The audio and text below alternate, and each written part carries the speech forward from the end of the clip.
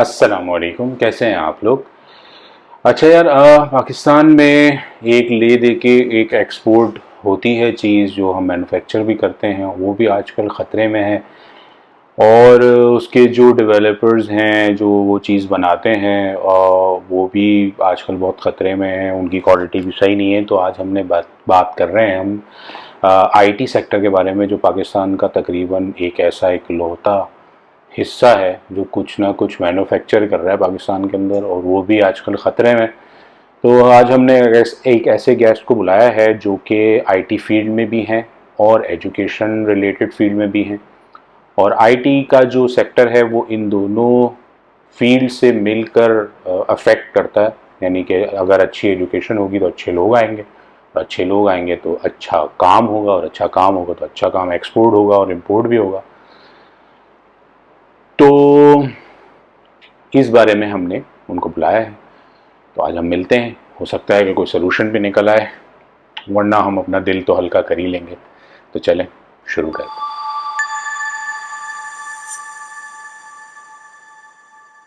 और शाहरुख भाई, कैसे हैं आप? अल्हम्दुलिल्लाह। आप सुनाए कैसे हैं? यार, आपने अपने मसरूफ़ वक्त में जो है ना हमें टाइम दे दिया आखिर। हाँ नहीं यार, आपने इनवाइट किया तो जाहिर है टाइम तो हाँ, निकालना था। तो वैसे भी आपका नाम तो शाहरुख है ना, तो आपको तो टाइम लगेगा ना, वैसे ही आप बिजी होते नहीं नहीं नहीं, ऐसी बात नहीं है। हैं। और आजकल क्या चल रहा है? बस आजकल वही आईटी इंडस्ट्री से ताल्लुक़ है तो उसी में ही लगे हुए हैं, प्रोजेक्ट्स वगैरह। उसके अलावा एजुकेशन से वाबस्ता है तो एजुकेशन की कुछ चीज़ें चल रही हैं। तो आईटी और एजुकेशन इन दो ही डोमेन्स पे मेरी वर्किंग चल रही है। हाँ। अच्छा, वैसे भी पाकिस्तान में तो यार वैसे भी देखा गया है कि दो ही प्रोफेशन लोग यूज़ करते हैं। एक तो लड़कियां होती हैं तो उनको डॉक्टर बना देते हैं, और हाँ, जो लड़के होते हैं उनको इंजीनियर इंजीनियर बना साइड देते पे। हैं। और आईटी की फील्ड में अक्सर, मतलब मुझे ऐसा लगता है, आईटी के लोग जो हैं वो सब समझते हैं कि यार आईटी का काम बहुत आसान है, तो सब लोग उसमें घुस जाते हैं। लेकिन जब वो घुसते हैं तो उनको पता चलता है कि ये तो बहुत मुश्किल काम है। असल में इसकी भी एक वजह है, जिसको बिल्कुल नॉलेज नहीं होती ना आईटी की, हाँ। तो वो समझता है कि यार आईटी को जो ना, वो कंप्यूटर को एक आईटी समझता है कि एम एस ऑफिस भी यूज़ कर लिया उसने, आता है ना, तो समझता है मतलब सब कुछ कर लेगा वो। हम्म। तो अक्सर लोग जो ना, जिनको नॉलेज नहीं होती, मैं यही देखता हूँ कि वो समझते हैं कि भाई कंप्यूटर में अगर उसको थोड़ा सा सीख लिया यार तो उसको बहुत कुछ आता है और इजीली सब कुछ कर सकता है। विंडोज़ इंस्टॉल करना है। हाँ, विंडोज़ स्टोर सोनी सब कुछ कर लेगा। इवन हमसे भी बात होगा, जिस तरह की कोई क्यूरीज कर लेते हैं कि यार विंडोज़ मतलब आप हार्डवेयर लेवल का कोई सवाल कर लेते हैं, जो कि हमारी फील्ड नहीं, इसमें मुख्तलिफ फील्ड है, नेटवर्किंग साइड की कोई सवाल कर लेते हैं। जब उनसे हम कहते हैं कि नहीं यार, हम तो सॉफ्टवेयर से बिलोंग करते हैं, तो कहते हैं कंप्यूटर की फील्ड है, you can do it easily, you have should have known about it. तो इस तरह के लोग जो ना अंडरस्टैंड करते हैं, लेकिन ऐसा नहीं। कंप्यूटर की डिफरेंट फील्ड्स हैं, मैं उनको यही बताता हूँ कि भाई कंप्यूटर की मुख्तलिफ फील्ड्स हैं। जैसे डॉक्टर में फील्ड्स होती हाँ। हैं, दिमाग का अलग डॉक्टर है, हार्ट का अलग डॉक्टर है।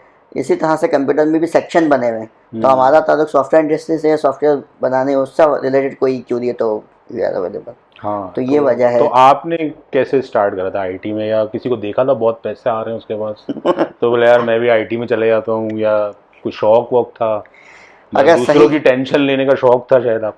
नहीं सही बात बताऊँ ना मैं, हाँ। तो मुझे जो ना मुझे गाइड किया गया था। मेरा जहन और मुझे मतलब फील्ड की सिलेक्शन में जो ना आईटी की, वो हम्म। मेरी अपनी खुद की नीति बताए। हम्म। मेरे चाचा ने की थी कि भाई तुम्हें जो ना कंप्यूटर की फील्ड में जाना है, और उन्होंने ही मेरा एडमिशन करवाया था। तो बस। तो गाइडेंस तो नहीं हुई, डायरेक्शन हुई। हाँ, मतलब डायरेक्शन कह रहे हैं, बिल्कुल हाँ। डायरेक्शन उन्हीं की थी। फिर मतलब उन्होंने गाइड भी किया इस हवाले से, आईटी के हवाले से, तो इसलिए मैं गाइड किया था। तो बस इस तरह से फिर हम आगे बढ़ते रहे, और जब आगे गए प्रोग्रामिंग साइड पे। अच्छा, मेरा शुरू से ना टेक्निकल चीज़ों में मेरा इंटरेस्ट रहा है। जैसे कि अगर मैं बात करूँ 9-10 में था, या मैं जब मैं छोटा था, मतलब स्कूल लेवल में था, तो उस टाइम पे मुझे मैथ और इंग्लिश ग्रामर बहुत अच्छी लगती थी, जिसमें जो ना कैलकुलेशन वाली चीज़ें होती ना, तो मुझे शुरू से इन हम्म। चीज़ों में मेरा इंटरेस्ट रहा है। तो जब मैं कंप्यूटर की फील्ड में आया, और फिर जब मैं प्रोग्रामिंग वाली साइट्स पर आया, प्रोग्रामिंग वाली प्रोग्राम्स बनाए, तो उसमें इंटरेस्ट जो है इंक्रीज़ होता गया। और चूँकि वो भी टेक्निकल और कैलकुलेटेड टाइप चीज़ें थी, तो इसलिए फिर मुझे ये फील्ड बहुत अच्छी लगने लगी। और फिर इस फील्ड में जब जॉब कैरियर स्टार्ट किया, तो फिर तो ये कि फिर मज़ा भी आया इसमें, पैसे भी आने शुरू हो गए। पैसा भी आना शुरू हुए। ऐसा नहीं हुआ, ऐसा मुझे फील नहीं हुआ कि मैंने गलत फील्ड सेलेक्ट किया। हाँ मतलब बोले यार अब तो मुझे अच्छा भी लग रहा है और हाँ, पैसे भी मिल रहे हैं, हाँ। तो फिर ये सही है यार। नहीं, बहुत सारे लोग होते हैं तो सोचते हैं यार हमने शायद गलत चूज़ कर लिया, हमें ये जानना चाहिए, बनना चाहिए था, इसमें जाना चाहिए था। लेकिन मेरे साथ ऐसा नहीं हुआ। मैं लकी रहा हूँ, मैं कहता हूँ नहीं, मैंने सही फील्ड सेलेक्ट की है और मुझे इसमें मज़ा भी आता है तो काम करने में। चाचा ने अच्छा आपको गाइड करा। चाचा ने बहुत अच्छा गाइड किया। इवन मैं तो हर जगह उनकी तारीफ़ करता हूँ कि यार whatever am I according to him, बहुत उन्होंने मुझे शुरू से लेके तो वो भी क्या आईटी में ही थे पहले? नहीं, वो तो गवर्नमेंट सर्विस। तो उन्होंने को ऐसे आइडिया कि यार तुम आईटी में जाओ? हाँ, असल में उनका उनके कोई आईटी वाले के साथ मसला हो गया? नहीं, उनके मैं उसकी वजह ये थी कि उनके जो ना ऑफिस में नया नया कंप्यूटर आया था, गवर्नमेंट सेक्रेटरी में होते थे। तो जब वहाँ कंप्यूटर आया ना, तो कंप्यूटर सिर्फ चंद मखसूस लोग जानते थे यूज़ करना, और वो उन्होंने भी बस सीखा ही था। नूर कॉलेजिएट होता था ये यहाँ पे गुरु मंदिर पे, शायद अभी भी पता नहीं है या नहीं। वहाँ से उन्होंने सीखा था, फिर उसके बाद वो यूज़ करने लगे ना। अच्छा। तो बस वहीं से उनको ये था कि यार आने वाले टाइम में ना कंप्यूटर का ज़माना आएगा। हाँ, और उस टाइम में मैट्रिक में था मैं, जबकि बात बता रहा हूँ। अच्छा, इवन यूँ समझ जाए, when I was in matric class ना, तो मुझे उन्होंने जो ना एक वो ला के दिए, ऑफिस का अपना काम ला के दिया, यार ये टाइप करना है। 2 महीने की छुट्टी होती थी जून जुलाई की स्कूल की समर वेकेशन ना, तो उसमें मैंने जब टाइप किया ना, तो मेरी उसी ज़माने में मेरी जो ना स्पीड तकरीबन मोर देन 50 थी, 50 प्लस हो गई थी 2 महीने में टाइप किया उन्होंने। अच्छा। हाँ, तो बस इसी तरह से जो ना, बस वो डिफरेंट टास्क वो देते थे, ठीक है, और मैं करता कर था। लेते था। हाँ, बस शुरू में स्ट्रगल होती थी, फिर कर लेता था। हाँ तो अब यार यानी इसका मतलब है आपको अच्छी मतलब गाइडेंस मिल गई, हाँ तो बिल्कुल। आप मतलब निकल गए। लेकिन अक्सर लोगों के साथ ये होता है कि वो उनको समझ नहीं आ रहा होता कि वो क्या करेंगे, मतलब आगे बढ़ के बिल्कुल। वो गाइडेंस भी नहीं होती किसी की, बस हाँ। थोड़ा बहुत किसी को देखा सही लग रहा था तो कर लिया था, तो मतलब। अच्छा, मुझे जो ना मुझे एक प्रॉब्लम फील हुई थी जब मैं सॉफ्टवेयर इंजीनियरिंग फील्ड में आया था ना। हम्म। तो जिस टाइम में आया था ना, तो उस टाइम में मतलब प्रोग्रामिंग वाला जो है वो नॉलेज तो खैर नहीं थी फैमिली में किसी को भी, और इवन एरिया में भी किसी को नहीं थी शायद। तो ये बहुत प्रॉब्लम फील होती थी कि मैं इस प्रोग्रामिंग लेवल पर गाइडेंस किससे लूँ। तो शुरू में काफ़ी चैलेंजेस आए, लेकिन बस फिर वो ऐसा ऐसा किल होते गए चैलेंज तो उस जो वक्त तो मेरे ख्याल से ना गूगल था, गूगल बुक्स तो होती होगा। थी मेरे ख्याल से। नहीं, गूगल तो शायद, हाँ बुक्स थी। गूगल होगा शायद, हमें आया यूज़ होगा, करना भी सही फौरन नहीं आया आता। था मेरे ख्याल ये से मैं वो। 2008 की बात बता रहा हूँ आई थिंक, जब मैंने जो ना उसमें एडमिशन लिया था। हाँ तो गूगल उस वक्त शायद स्टार्ट हो रहा हाँ, था या स्टार्ट। आया नहीं था मेरे ना ख्याल मतलब इतना कॉमन नहीं था, से। इतना कॉमन नहीं था। मुझे आज भी याद है जब मैंने पहला प्रोग्राम बनाया था ना, जब मैं ग्रेजुएशन में था, सी लैंग्वेज पर मुझे पढ़ाई गई थी, और बहुत आसान सा प्रोग्राम था। लेकिन उसको बनाने में रात में तकरीबन 9 बजे बैठा था, और सुबह 4 बजे तक मैं मुसलसल काम करता हूँ, जब जाके वो एक प्रोग्राम बना था। जो कि बहुत छोटा था आपके बहुत छोटा था, और उसको बनाने के बाद मुझे इतनी खुशी हुई थी कि मैंने पता नहीं क्या अचीव कर लिया। तो ये इस तरह से जो ना एक सक्सेस स्टोरी जिसको कहते हैं, वो इस तरह से फिर आगे। हाँ नहीं मुझे भी याद है कि मैं भी बुक लेके, एक मोटी विजुअल बेसिक कितनी मोटी हाँ, बुक होती थी वो लेके घूमता रहता था। रॉबर्ट रेफोर्ड की। हाँ और वो ना उसी में से कुछ निकालता रहता था। हाँ, और उस वक्त तो यार मुझे याद है कि मेरे को वो याद होते थे, सिंटेक्स। सेंटेक्स, बिल्कुल। मतलब अगर जैसे ना कोई बोलेगा प्रोग्राम लिख दो तो मैं पेपर पे लिख देता था, बोला चला लो। हाँ हाँ हाँ, ऐसा ही ऐसा ही ऐसा ही ऐसा ही, बिल्कुल ऐसा ही था। हाँ लेकिन अब मैं भी ये नहीं कर सकता, और आई थिंक आगे के लोग भी ये नहीं कर सकते, क्योंकि याद करने का इतना सीन नहीं है और हर चीज़ सर्च हो जाती है। और अब तो चैट जीपीटी आ चुका है, तो अब तो सीन अलग ही है उसका। लेकिन ऑफ कोर्स जब हम इस लेवल पे थे तो उस वक्त साइंटिफिक कैलकुलेटर आया था, और कैलकुलेटर्स थे, तो उसमें भी यही था कि जब कैलकुलेटर आया तो हमारी कैलकुलेशन करने की आदत ख़त्म हो गई।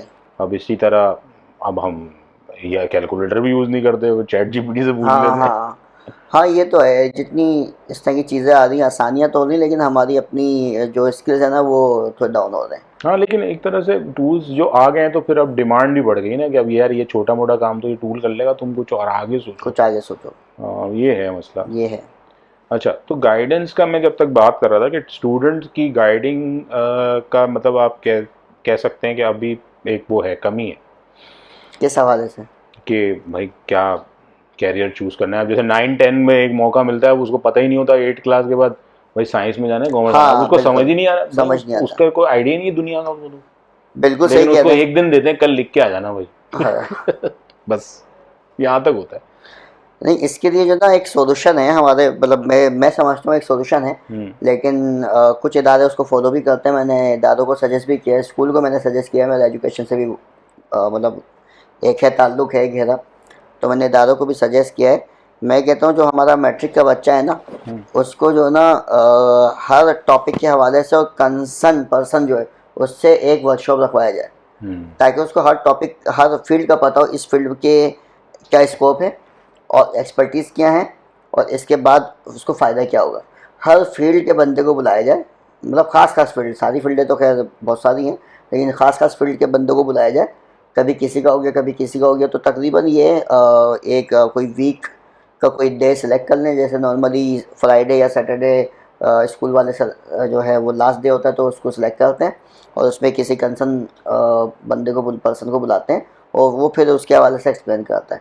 तो तकरीबन ये मतलब एक मेडिकल की साइड से आ जाए, एक इंजीनियरिंग साइड से आ जाए, एक कॉमर्स वाली साइड का कोई बंदा आ जाए, बैंकिंग साइड से आ जाए, इस तरह से जो ना तो 10-12 सेशन करवा दें, तो उससे बच्चों को ये आसानी होगी कि इंटर में उन्हें क्या सिलेक्ट करना है, उनका एक माइंड बन जाएगा और इवन उनको पता होगा कि किस फील्ड के क्या बेनिफिट हैं, क्या बन सकते हैं।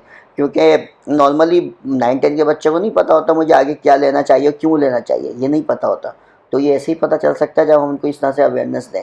जब तो उनके साथ काम करने का एक दिन मौका मिल जाए उनको, भले उनका काम देखें, मतलब जाके उनका कैसे करते हैं ये भी एक तरीका, काम ना भी देखें, स्कूल में ही बुला लिया जाए, स्कूल के अंदर ही एक लेक्चर रख दिया जाए, जैसे एक वर्कशॉप होती है ना, जैसे कॉलेज में होता है, यूनिवर्सिटी में होता है, एक दिन आप जाओ इस वो ऑफिस शायद में जाके मुश्किल हो जाएगा हर गुजारो। जगह जाना, वो शायद हर जगह जाना मुश्किल हो जाएगा। जैसे नहीं हम स्कूल में भी कराते हाँ थे, होते थे, फैक्ट्री का विजिट करा दिया हाँ किसी, बिल्कुल। तो ऐसे ही मेरे ख्याल से ये होना चाहिए। हाँ ये भी बहुत फ़ायदेमंद अच्छी चीज़ है, मतलब इससे प्रैक्टिकली उनको पता चलेगा, प्रैक्टिकली क्या चल रहा है, इस तरह की लर्निंग होगी उनको। बिल्कुल ये भी होना चाहिए, बहुत अच्छा हो जाएगा ये भी। तो कुछ स्कूल वाले इस तरह से अच्छा कर रहे हैं। हाँ, तो उससे जो ना बहुत फ़ायदा होता है। इवन हमारे एरिया में स्कूल है, वो मुझे अक्सर बुलाते रहते हैं इस हवाले से, तो वहाँ जाके मैं आईटी के हवाले से वर्कशॉप वगैरह कंडक्ट करता हूँ। करते हैं। हाँ मैं करता हूँ, प्रोफेशनली करता हूँ, और स्कूल वगैरह में या यूनिवर्सिटीज़ में भी करता हूँ। यूनिवर्सिटी ऑफ कराची में मैंने कुछ वर्कशॉप कंडक्ट किए हैं। हाँ, तो मुझे इनवाइट किया जाता है, मुझे बकायदा। अच्छा अच्छा, तो अब जब पाकिस्तान का जो आजकल हालात हैं और उसमें देखा गया कि मैन्युफैक्चरिंग तो इवन बहुत ही ज़ीरो ही है, यहाँ पर कोई चीज़ बनती नहीं है, और दूसरी फील्ड्स का हाल आपके सामने है कि कोई चीज़ बनती नहीं है। ज़्यादा से ज़्यादा ये होता है कि अगर कोई बहुत ज़्यादा तीर मार लेता है तो वो पार्ट्स मंगवा के यहाँ असेंबल कर लेता है ताकि थोड़ी कॉस्ट कम हो जाए, लेकिन अगेन वो अपनी कॉस्ट कम कर लेता है, महंगा बेचता है लेकिन लेवल पाकिस्तान का लग हाँ। और एक रह दे के जो है ना, मेरे ख्याल से आईटी एक ऐसी फील्ड है जहाँ कुछ मैन्युफैक्चरिंग मैं कह सकता हूँ कुछ बन रहा है, जो कि बाहर कंट्रीज में भी एक्सपोर्ट हो रहा है एक तरह से। 100% आईटी के फील्ड में बन रहा है। हम यहाँ से प्रोडक्ट बनाते हैं बहुत सारे, बल्कि इंटरनेशनल जो प्रोजेक्ट्स होते हैं पाकिस्तान के लोग कर रहे होते हैं, तो पाकिस्तान के और लोग अच्छी क्वालिटी भी दे रहे होते हैं। अच्छी क्वालिटी भी देते हैं, और मतलब लेस एक्सपेंसिव भी होते हैं, चीप कॉस्ट में बना के, मतलब इंटरनेशनल मार्केट के मुकाबले में चीप कॉस्ट कह रहा हूँ मैं, वैसे तो अच्छी कॉस्ट होती है, तो वो बना के देते हैं और वो यूज़ कर रहे होते हैं। तो हाँ ये बिल्कुल ऐसी फील्ड है, सही कह रहे हैं कि यहाँ पे तो लेकिन अब देखा गया है कि इस फील्ड को भी ना एक तरह से नज़र लग रही है, क्योंकि इसकी वजह ये है कि पाकिस्तान के हालात ऐसे हो गए कि जो टैलेंटेड लोग हैं वो एक तो बाहर जा रहे हैं, और जो यूनिवर्सिटी या कॉलेज से जो निकल रहे हैं वो ऐसी क्वालिटी नहीं आ रही, मतलब ऐसे अच्छे डेवलपर्स या अच्छे लोग नहीं आ रहे जो कि मतलब अच्छा आउटपुट दे सकें। और इसके अलावा जो है ऐसे लोग हैं जो कि जल्दी के चक्कर में रहते हैं। आजकल आपको पता है यूट्यूब पे वीडियोस देख लें भाई, रातों रात अमीर हो जाए, या लाखों रुपए इस अमेज़ॉन कर लो या ये कर लो, ये कोर्स कर लो, इतने पैसे कमा लेंगे, उसके चक्कर में लगे हुए होते हैं। इसमें मेरा ओपिनियन थोड़ा सा डिफरेंट है। बात तो मतलब मैं डिफरेंट इस सेंस में है कि लोग ऐसा क्यों करते हैं, उसकी दो वजूहत हैं। एक तो आफ्टर कोविड ना हमारे एजुकेशन का सिस्टम पे बहुत इम्पेक्ट पड़ा कोविड की वजह से। अब क्या होता है, अभी जो हमें बच्चे मिलते हैं ना, वो कोविड के किसी पीरियड से गुजरे हुए होते हैं, और फिर ड्यूरिंग जो कोविड के पीरियड से गुजरा है ना, अक्सर बच्चों के माइंड सेट ही चेंज हो गए, जिस तरह से वो बच्चे पास हुए हैं उस ज़माने में। तो उनके माइंडसेट चेंज हुए हुए हैं। अच्छा। और तो एक तो ये भी एक वजह है जिसकी वजह से ना वो स्किल्स नज़र नहीं आते, वो अपनी जो है परफॉर्मेंस उस तरह से नहीं दे सकते या दे पाते। अच्छा, दूसरी वजह ये है कि अक्सर हमारे बच्चे स्टूडेंट्स जो होते हैं ना, उनकी थिंकिंग ये होती है कि हमें पैसा कमाना है। उनकी थिंकिंग ये नहीं कि हमें कुछ सीखना है, हमें कुछ बनना है, वो थिंकिंग नहीं होती। जिनकी ये थिंकिंग होगी कि हमें कुछ बनना है तो ऑटोमेटिकली पैसा उनके पीछे भागता है। लेकिन जिनकी थिंकिंग ये होती है कि सिर्फ पैसा कमाना है, तो वो पैसों को प्रायोरिटी देते हैं ना जब, तो तो फिर काम वो भी चेंज करते रहते हैं कि थोड़े दिन पहले हाँ मिलते हैं हाँ कुछ और बिल्कुल। कर रहे होते हैं, उन्होंने मिलते हैं कुछ और हाँ, कर रहे फिर वो होते स्किल्स नहीं सीख पाते, वो हैं। मतलब वो तो गोल नहीं होता ना, सीखने वाला गोल नहीं होता, तो सीखने वाली किसी जगह पे कुछ नहीं बन पाते, पोजीशन नहीं बन पाते। तो ये दो वजूहत हैं जो मैं समझता हूँ। अच्छा, जैसे आप हायरिंग भी करते होंगे, इंटरव्यूज भी करते होंगे जहाँ पर आप काम करते हैं बिल्कुल बिल्कुल। अपनी कंपनीज में, मतलब ऑफ कोर्स आप सीनियर पोजीशन पे हैं तो जी जी ट्रेनिंग्स भी देते होंगे जी बच्चों को, बिल्कुल। तो उसमें आपने ये फील नहीं करा कि यार जब यूनिवर्सिटी से अब जो बच्चे आ रहे हैं उनकी जो सीवीज हैं वो ऐसी है ही नहीं कि यार इसको सेलेक्ट करें, या उसमें जो लिखा हुआ है जब उस बंदे से मिलते हैं तो वो होता ही नहीं है। हाँ, तो इस प्रॉब्लम को तो पहले आप बताएं कि अगर ऐसी कोई प्रॉब्लम है, आई थिंक है, और उसका सलूशन आपके जहन में क्या है? इसका सॉल्यूशन यही है कि असल में सीवी पे लिखना तो बहुत आसान काम है, कुछ भी लिख सकते हैं, ठीक है, और बच्चे लिख भी देते हैं आसानी से, लेकिन उसको प्रूफ करना मुश्किल होता है। तो उसका सॉल्यूशन यही है कि या तो इनका कोई जो है वही शॉर्ट टर्म कोई ऐसा टेस्ट बना लिया जाए, ऑनलाइन टेस्ट बना लिया जाए, या कोई पेपर पर टेस्ट बना लिया जाए जिसमें इस चंद बेसिक क्वेश्चन हो और वो उनसे सवालात कर लिए जाए, या उनको दे दिया जाए भाई ये आप इसको आप फिल करें, तो उससे उनकी कैपेबिलिटी का भी आइडिया हो जाएगा, और जो सीवी से उन मैच करती है नहीं करती वो इस तरह से हम जज कर सकते हैं, वो समझता हूँ। हाँ, बाकी ये है कि फिर इंटरव्यू से जज हो जाता है। नहीं, तो जो क्वालिटी गिर रही है लोगों की, ये भी तो नुकसान है, हमारे लिए भी नुकसान है, मुल्क के लिए भी नुकसान है कि यार डेवलपर अच्छे आएंगे ही नहीं तो हम जो एक सेक्टर हमारा थोड़ा अच्छा काम कर रहा है वो भी ख़राब हो जाएगा। और नहीं, मतलब बिल्कुल एग्री करता हूँ मैं आपकी इस बात से। हाँ, सेक्टर बच्चे अगर स्किल्स नहीं आएंगे तो बिल्कुल ऐसा ही होगा कि एक टाइम आएगा कि हमें अच्छे डेवलपर बिल्कुल भी नहीं मिल सकेंगे। हाँ, तो अब इसके हवाले से मतलब आपका क्वेश्चन क्या है, इसको मतलब कैसे इम्प्रूव मैं ये किया जाए? चाहता हूँ कि आप इसमें कसूर किसका है, बच्चों का कसूर है या यूनिवर्सिटीज़ का कसूर है, और दूसरा ये कि चलो कसूर जिसका भी है अब हम इसको सॉल्व कैसे करें, कोई आपके पास इसका सलूशन है? क्योंकि आपका कोर्स आईटी डिपार्टमेंट में भी काफ़ी एक्सपीरियंस है, और दूसरा आपका एजुकेशन बैकग्राउंड, एजुकेशन के लिहाज से भी आप उसमें इन्वॉल्व हैं। जी जी बिल्कुल। देखिए, इसको हम इम्प्रूव ऐसे कर सकते हैं कि यूनिवर्सिटीज़ के जो स्टूडेंट्स होते हैं ना, उनका जो हम प्रोग्राम डिसाइड करते हैं ना, उस प्रोग्राम के अंदर हम वो वाली चीज़ें लाजमी इंक्लूड करें जो सॉफ्टवेयर हाउसेस को नीड होती है, ठीक है। अच्छा, अब कुछ यूनिवर्सिटी इस तरह से करती भी है कि सॉफ्टवेयर हाउस से सॉफ्टवेयर इंजीनियर को बुलाती हैं और प्रैक्टिकल उनसे करवा लिए, या एज आ उनको विजिटिंग फैकल्टी मेंबर उनको हायर कर लिया, जिससे क्या होता है कि उनको प्रैक्टिकल क्या चल रहा है वो फिर डिलीवर हो जाता है बच्चों को। तो ये एक तरीका है एक जिसके ज़रिए हम इम्प्रूव कर सकते हैं। लेकिन ज़ाहिर है इस पे स्टूडेंट का भी बहुत बड़ा रोल होता है, वो सीरियस लें, क्योंकि मैंने बताया ना कि कोविड के बाद से स्टूडेंट का ही माइंडसेट थोड़ा सा चेंज हो चुका है।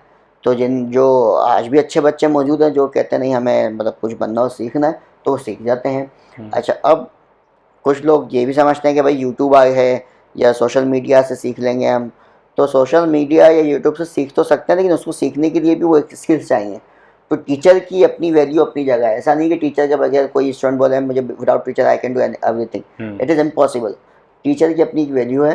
टीचर जो सिखाता है ना, फिर उसका एक प्रोसीजर, एक तरीक़ेकार होता है, कौन सा टॉपिक पहले पढ़ाना है, कौन सा किसके बाद पढ़ाना है, कौन सा कब समझ आएगा, तो उस प्लानर को फॉलो करते हुए टीचर पढ़ाता है। कुछ बच्चे ना यूनिवर्सिटीज़ भी नहीं जाते, वो कहते हैं हम तो भाई ठीक है हमें पता है ये सब्जेक्ट है, हम से यूट्यूब से देख के पढ़ लेंगे।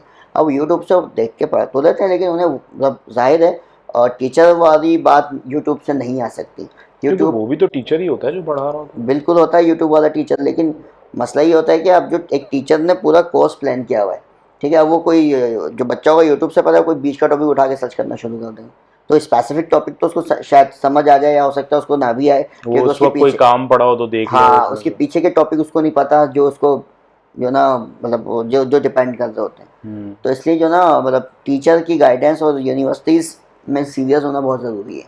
फिर इसके बाद आप यूट्यूब देखें, well and good, you will do और वो एक्सपीरियंस। एक्सपीरियंस तो बहुत इंपॉर्टेंट होता है। जब कंप्लीट कर लेता है यूनिवर्सिटी से, बादशाह बाहर आता है तो फिर वो मार्केट में और जब आता दूसरा है है कि फ्रेश लोगों को चांस भी नहीं मिलता, वो बोलते हैं एक्सपीरियंस चाहिए हमें अक्सर तो लोगों को। तो उसके नहीं लिए क्या करें? नहीं, मैं मतलब ऐसी बात नहीं है कि हर जगह एक्सपीरियंस चाहिए हो। फ्रेश बच्चों को चांस बिल्कुल मिल जाता है। और अब तो खैर ऐसा होता है कि बच्चे थर्ड ईयर में या फोर्थ ईयर में होते हैं और वो कहीं ना कहीं जो ना पार्ट टाइम जॉब कर रहे होते हैं, तो इस तरह से उनको एक्सपीरियंस भी मिल रहा होता है। और जब वो यूनिवर्सिटी से उनकी जब वो ग्रेजुएशन उनका कंप्लीट होता है, बीएस या बीई जो भी, तो उनके पास एक आध साल का एक्सपीरियंस होता ही है। ठीक है। तो अच्छा, अक्सर ये लोग ये भी कहते हैं कि भाई जॉब्स नहीं है मार्केट में ना। हाँ, ये सवाल है कि यार बच्चे निकलते हैं हाँ, बोलते हैं जॉब नहीं जॉब है। नहीं है, तो ये बहाना होता है मेरे ये हिसाब बहाना से। होता है। असल में हाँ। वजह क्या है, अब मैं बहुत सारे ऐसे हैं, मेरे भी जानने वाले हैं, आपके भी यकीनन होंगे। ठीक है, आप जॉब कर रहे हैं और आपके ही साथ के लोग होंगे, वो आज भी शायद इस फील्ड में उनको जॉब नहीं मिली हो एक एक दो दो साल तक, या फिर वो जो है किसी और फील्ड में चले गए, यार हमें तो इस फील्ड में जॉब ही नहीं मिलती। हम्म। ठीक है।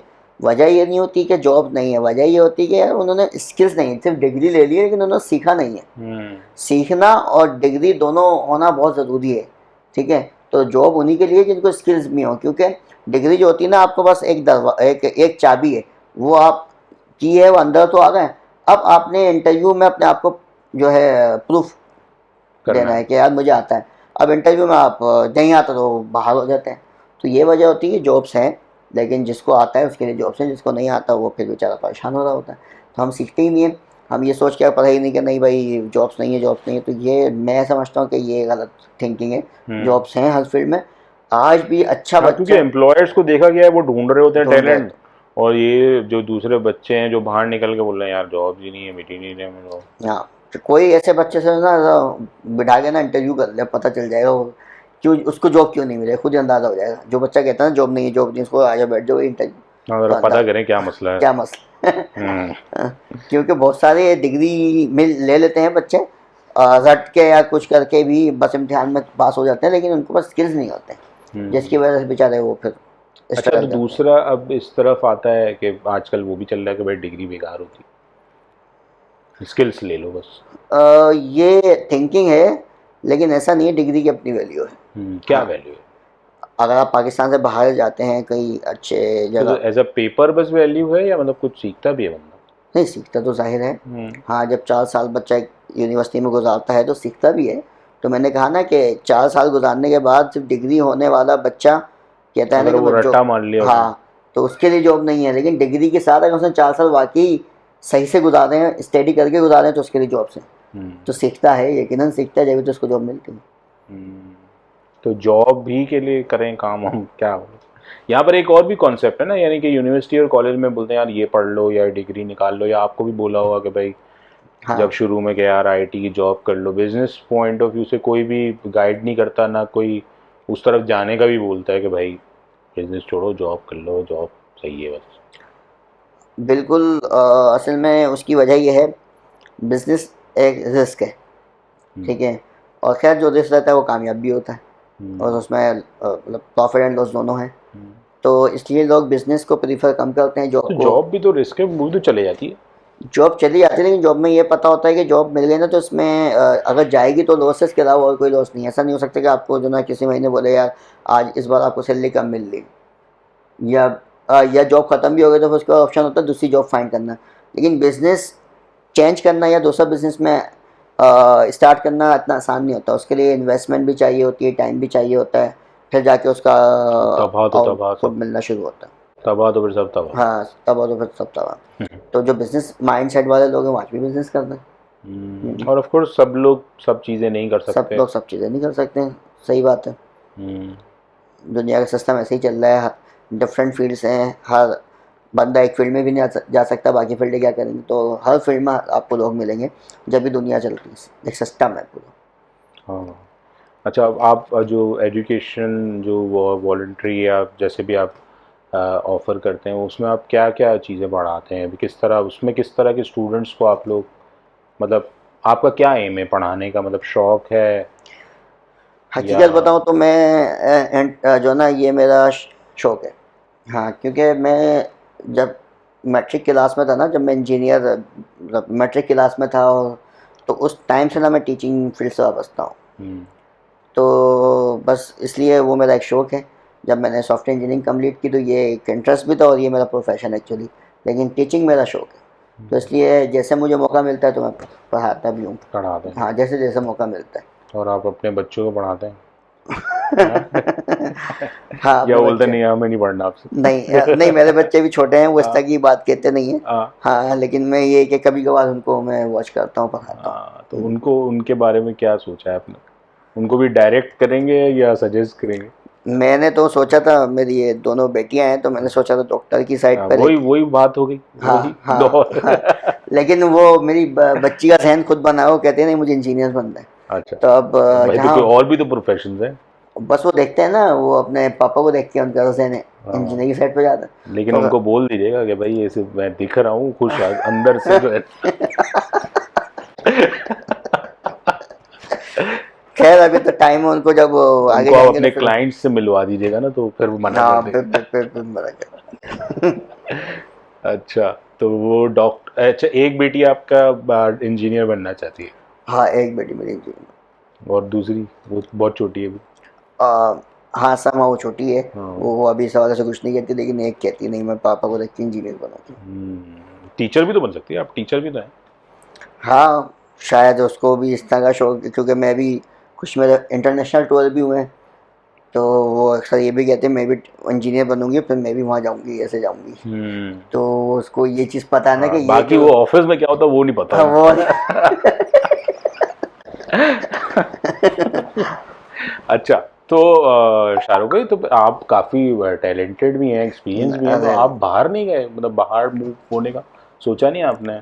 क्योंकि ज़्यादातर टैलेंटेड लोग तो बाहर चले गए। नहीं, देखा टैलेंटेड वाली बात तो आपकी, मैं टैलेंटेड नहीं हूँ, बस स्ट्रगल करता हूँ। और रही बात बाहर जाने की, तो कुछ फैमिली रीजंस हैं जिसकी वजह से मैं बाहर परमानेंट नहीं जा सकता, टेम्पररी जा सकता हूँ। मतलब आप सोचते हैं लेकिन इसके बारे में? सोचता हो तो हूँ, लेकिन ज़ाहिर है कुछ फिर ऐसा कि फैमिली कुछ कंसर्न आ जाते हैं, जिसकी वजह से मैं कंटिन्यूसली नहीं मूव हो सकता। हाँ, 2 महीने, 4 महीने, 6 महीने ऐसे जा सकता हूँ। नहीं, मैं पर ये सवाल मैंने इसलिए पूछा है कि आजकल जितने भी लोग हैं वो ना चाहते हुए भी वो पाकिस्तान छोड़ के जाना पड़ रहा है उनको, अच्छा, मेरी क्योंकि ना इसमें एक और ओपिनियन भी है। हाँ, अगर हर बंदा बाहर चला जाएगा तो पाकिस्तान में कौन रहेगा? और तो जिनको हम पैसे बेचेंगे।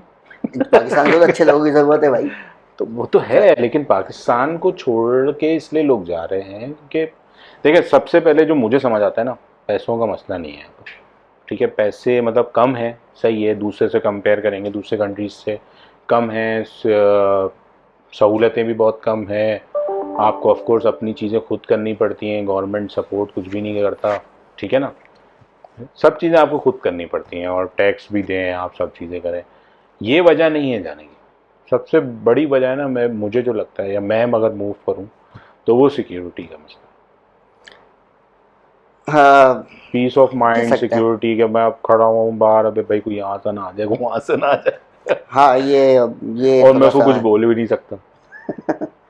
हाँ, फिर वो जिस मकसद से आया वो मकसद पूरा करके जाएगा। हाँ, या वो खुद छोड़ दे तो बच हाँ, जाऊँ मैं किस्मत से तो। हाँ, नहीं, हाँ, ये तो खैर है, लेकिन इसमें भी कसूर जो ना कंट्री का नहीं है, मैं समझता हूँ इसमें कसूर हम लोगों का है। लोग हैं कैसे? जो इस तरह के वारदातें करते हैं वो भी हम में से ही है ना। ये हम में से तो हैं, लेकिन यार भाई जैसे आप हैं और मैं हैं, तो हम भी तो कभी त- कभी परेशान हो जाते हैं ऐसे। लेकिन ऐसा नहीं सोचते हैं कि हम इस तरह का कोई एक कदम उठाएं। तो वो इस कदर कदम कैसे उठा सकते तरबियत हैं? का बहुत बड़ा असर होता तरबियत का बहुत बड़ा सा होता है, यानी कि अगेन बचपन से अगर गाइडेंस अच्छी है, मिले बिल्कुल। तो यानी क्या हमें। फैमिली बैकग्राउंड और तरबियत का बहुत असर होता है। लेकिन कुछ लोग तो बच्चे ऐसे भी होते हैं ना जो जिनके बड़ा कोई होता ही नहीं है। तो उनको फिर तरबियत ही हुई ना, तरबियत सही नहीं तो हुई फिर उनको। क्या करें, वो उनका भी तो कसूर नहीं है, वो बोले यार मेरे पास तो कोई था ही नहीं, किसी ने तो इसलिए मैं उनकी चोर बन गया। किसी ने तो उनकी तरबियत की होगी ना, किसी ने तो की होगी।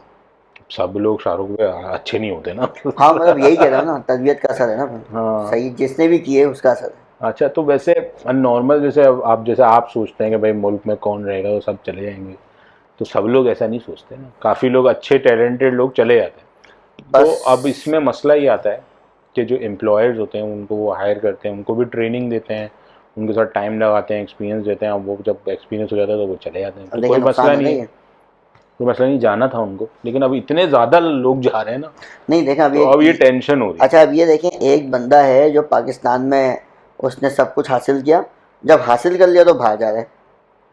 तो यार मतलब वो ये सोच रहे हैं कि चलो बाहर जाके मैं मतलब मैं एक ऐसे पोजीशन में पहुंच गया हूँ, या मैंने इतना सीख लिया है कि अब, या वो इसलिए भी बाहर जा सकता है कि यार अब इधर अब मेरे लिए और अपॉर्चुनिटीज नहीं मिल रही मुझे।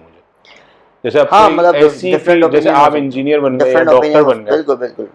हाँ ऐसे इस तरह से भी जा सकता है, सही कह रहे हाँ, हैं। ओपिनियन मतलब अब है। कोई आर्टिस्ट है, अब हाँ वो आर्टिस्ट को तो यहाँ पर आपको उसको पता है ना यहाँ, क्या करते हैं वो पूरा हाँ यहाँ उसको, हाँ हाँ ये, फारिग आदमी समझते हैं। हाँ अगर इस मकसद से कोई जा रहा है तो सही है, जा सकता है, अच्छी बात है। बोले यार जब मेरा कुछ बन ही नहीं रहा यहाँ पर, हम्म, या मैं उस लेवल पे पहुंच गया हूँ कि अब जो है इधर और आगे कुछ नहीं हो रहा मेरा। जैसे आप कोई गेम प्रोग्रामर बनना चाहता है, अब गेम प्रोग्रामर्स हैं यहाँ हम्म, पर हैं लाहौर में, लेकिन जो अपॉर्चुनिटी बाहर है ना वो यहाँ नहीं है। वो यहाँ नहीं है। तो अब इसमें तो उसका कसूर नहीं है ना। हाँ मतलब अगर कोई इस तरह का बंदा है और वो सोचता है कि वो जब वहाँ जाके मैं, मुझे ये फ़ायदे हैं, सिर्फ फाइनेंशियली नहीं है और फ़ायदे हैं, तो सही है। नहीं, रिगार्डलेस, जैसे आप हैं, आपने बोला यार मेरे को पर्सनल रीज़न है इसलिए मैं बाहर नहीं जा रहा, वरना अगर मैं मतलब आप इतने ज़्यादा टैलेंटेड होते तो वो ज़्यादातर लोग बाहर चले जाते हैं, वो फिर अच्छे काम भी कर रहे होते हैं बाहर जाके, हम्म। पाकिस्तान का ही नाम रोशन कर रहे होते हैं, लेकिन वो बाहर चले जाते हैं। तो उनको रोकने का कोई भी तरीका नहीं है हमारे पास अभी। नहीं ऐसे में रोक रोक तो कोई कंट्री भी किसी को नहीं सकता। नहीं, रोकने का मतलब ये नहीं कि पासपोर्ट चीज़ कर लें, हम्म। मतलब कोई हमारे पास ऐसी चीज़ दिखाने की नहीं है कि यार हमारे पास ये है, तुम अब रुक जाओ। असल में फील्ड टू फील्ड वेरी करता है ना। हम्म। हाँ कुछ फील्ड्स हैं जिसमें हम बता सकते हैं कि भाई ये हमारे पास ये पॉजिटिव पॉइंट्स हैं यहाँ रहने के, पाकिस्तान में काम करने के, और कुछ फील्ड हैं जो दूसरे मुल्कों में अच्छी हैं, तो फील्ड टू फील्ड वेरी करता है। हम्म। हाँ अब जैसे पता नहीं कल की बात है, कौन बता रहा था मुझे, मैंगो के हवाले से, पाकिस्तान में मैंगो कितना आसानी से और कम कीमत हाँ में हाँ, मिल जाता फ्रूट्स तो बड़े सस्ते है। मिल हाँ जाते हैं। और अमेरिका में कोई बता रहा था कि $800 के 2 किलो मैंगो लाया था, $800 के, यार ये अमेरिका। सुबह ही मैंने देखा था, तो अब अभी मैं दोपहर को फाल मुझे भूख लग रही थी तो मैं बिरयानी ढूंढ रहा था, तो ऐसे ही गूगल पे मैंने सर्च करा, तो कोई दूसरे कंट्री की बिरयानी का अच्छा, ऐड आ गया मेरे पास। वो $10 की बिरयानी बेच रहा था, एक प्लेट। $10 देखें, 10 डॉलर। तो ये वाली चीज़ पाकिस्तान में 10 डॉलर में आधी अच्छी है। देग आ जाएगी यहाँ हाँ पर। तो ये है, लेकिन वो करेंसी का भी डिफरेंस है वहाँ हाँ। पर, फिर सैलरीज भी बढ़ गई हैं। नहीं लेकिन फिर भी मतलब अगर कंपेयर करें ना तो मतलब फिर भी बहुत बहुत कॉस्टली है हम्म। भैया, मतलब $400 के 1 kg मैंगो, तो बहुत कॉस्टली है ना। हाँ। तो अब इसका मतलब है कि वहाँ पे शायद मैंगो के वो लेकिन नहीं होंगे। पाकिस्तान रह के हमारे पास ये अपॉर्चुनिटी है कि हम हाँ वहाँ हाँ एक्सपोर्ट कर सकते हैं, जैसे एक्सपोर्ट आईटी में बिल्कुल। हम कर सकते हैं काम। हम्म। तो आईटी के अलावा और क्या आप समझते हैं कि पाकिस्तान में ये यार ये भी हम कर सकते हैं अगर चाहें तो? मतलब करंट सिचुएशन को देख के चाहते तो हम बहुत कुछ है।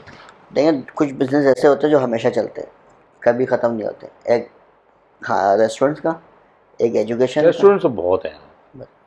ये कभी ख़त्म नहीं हो सकते। इस तरह से एजुकेशन। एजुकेशन, और इस तरह से जो हमारे ड्रेसअप वाले हैं ना, तो ये बिज़नेस कभी ख़त्म नहीं होता पाकिस्तान में। अगर कहीं भी करें तो ये चलते ही रहेंगे।